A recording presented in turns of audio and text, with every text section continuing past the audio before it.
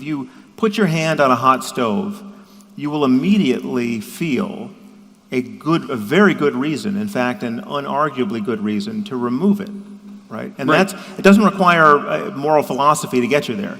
You don't need to inspect your a priori framework. You just have to feel, holy shit, this is the worst thing I've ever felt, right? And there's so many moments like that in life that we dimly understand. What if you're trying to rescue your child from a fire? Well, exactly. Then you have some other goal, right? Yes, that is going to do. cause you to brave that suffering, right? Yes.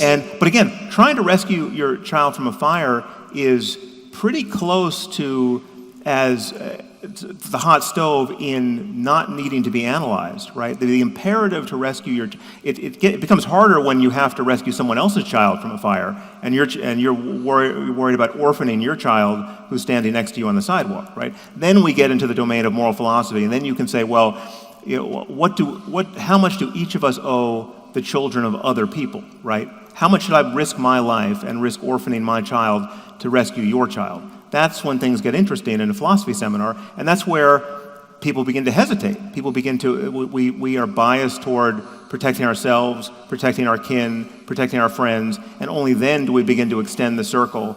And again, moral, but this is not a mystery where we want to go here. We want to extend the circle more and more and build institutions and societies that implement our best selves at our best moments more and more. It makes it more effortless to be good in the world. We want good incentives. Can we take your example seriously here for a second? Yeah. All right, so you are built to be more likely to rescue your own child than someone else's child from a fire. We in society might like for the minimum number of children to die in fires as possible, which gets you to sideline that consideration in favor of, is there a child who's faced with a fire who I might rescue? Religions do exactly this restructuring of values because they say something like, actually, your goodness in risking your own life to save that other child from a fire is observed and it is calculated, and you will be rewarded for it in some way. That's one possible benefit of some religions, right? Good. And again, so you put that on the balance, but I have a lot to put on the other side of the Sure balance. you do. Right? I know you've got I know how it's going to never-ending list. Look, right. I want to. Well, that's what I'm trying to point out to Jordan here, which he actually acknowledges, which is that he's got a big stack of good things that come from this heuristic, but he's also acknowledging but this is actually this is our core disagreement here, which is however the balance is going to swing. The difference between us here is that I think we read the utility of anything, but in this case, religious thinking, as evidence of, you read it as evidence of something, perhaps, literally true. Inevitability. Depends on what you mean by literal. Yeah, so and I view that as a kind of version of either the genetic or naturalistic fallacy, that it's just like, whether it's useful now here for us, it doesn't argue that it's the best way of getting those good things. I mean, my argument here is that religion gives people bad reasons to be good where good reasons are available. Okay, right? so and that's a problem, right? Right. And because good reasons scale better than bad reasons. And I think we can even if you take the case where religion is clearly useful in a life-saving, utterly benign way, in virtually all of those cases, I think I can get you there by some other way without the downside, or if not, that's just one of those cases where, yes, the fiction was more useful than any possible truth. How do you distinguish a religious system from an a priori perceptual structure? Well, if you can convert to it or away from it in a single conversation, I would say if it doesn't go very deep. Well, you're only, I would say that for much of that, you're only converting at a very superficial level. Well, no. You're converting at the level of conscious apprehension, and most of your cognition is done through unconscious processing. Well, so it's superficial. It's just a fact about us that most of people's religious attachment is born of having it drummed into them by their parents. Right? But the truth is... no, their parents and their parents' parents and their parents' yes, parents' exactly. parents. But if we did the same thing with Batman and Spider-Man, it would have the same effect. Right? Like if you relentlessly told children, right? I mean, I've got got 2 little girls who are dressed up like Batgirl right now. They love Batgirl. There's nothing. I don't have to do anything to make them more enthusiastic about superheroes apart from just showing them the pictures of superheroes, right? If I told them, in addition to look how fun this is to dress up like Batgirl, in addition, you're going to burn in hell for eternity if you lose your emotional attachment to Batgirl, even for a minute, right? Well, then it's going to be Batgirl for the rest of their lives.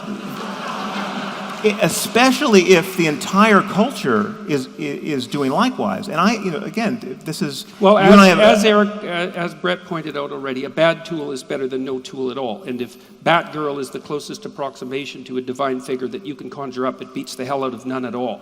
And if Batgirl didn't partake of certain archetypal structures, no one would give a damn about Batgirl. Okay, I'm so Spider-Man and Batman I'm gonna spare play you. Play a role in the culture. All right. Because, look, Hold it's on. not accidental. It's not accidental that superhero stories have a structure.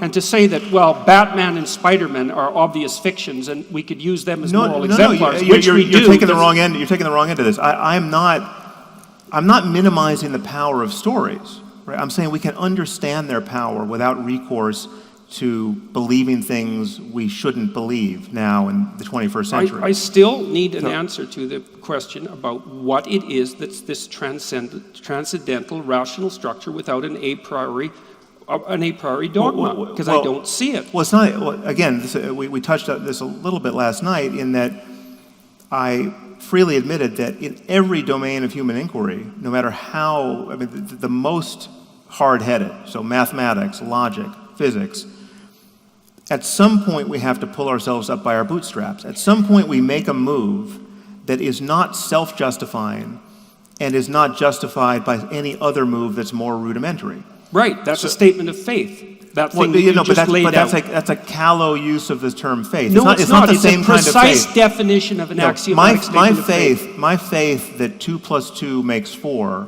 That's not faith. Well, no, it is. No, it's my intuition that this is a valid and replicable and generalizable principle, right? No, that's not faith either. Your statement that that's a useful claim is a statement of faith, but neither of those two were statements of faith. No, those they're statements of intuition. No, these are intuitions. They're intuitions that can run afoul of other discoveries and other intuitions, as you know, which. Well, if mathematical facts are intuitions, then what are we doing with facts? We've arrived. Wait. We have to decide. This is super important, though. Super important. Okay, we don't lose this. Okay. Yeah. For 2,000 years, people have been studying geometry and had a very well worked out set of mathematical intuitions with respect to Euclidean space, flat geometry. Mm-hmm. And then some brilliant guy, Riemann might have been the first, said, well, actually, you can curve space.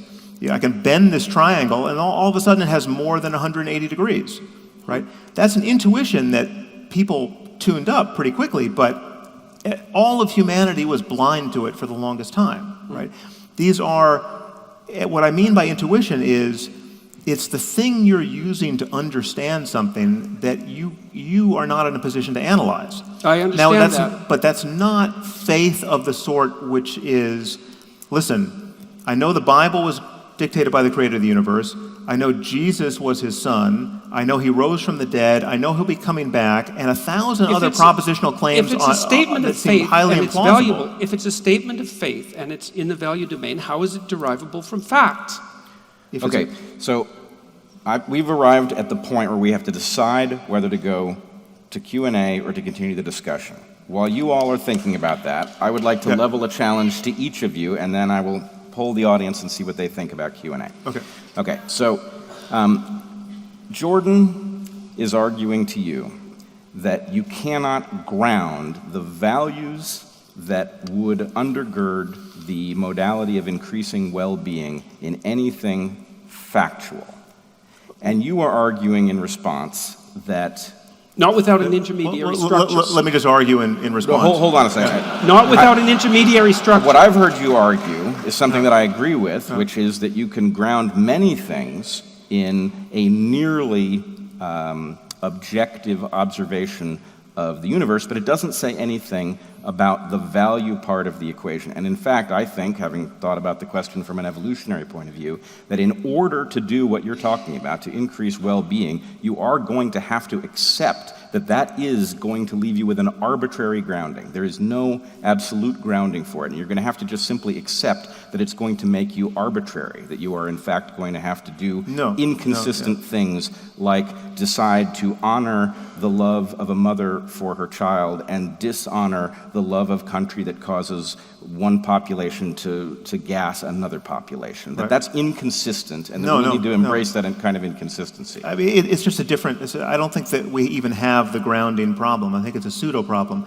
But you just said you needed to put your staff in somewhere. We have a navigation, so the way it's grounded is the acknowledgement that what we have is, I mean, it's analogous to what people do with the notion of meaning in life. Like, what's the meaning of life? How do you find meaning in life? Or what's the purpose of life?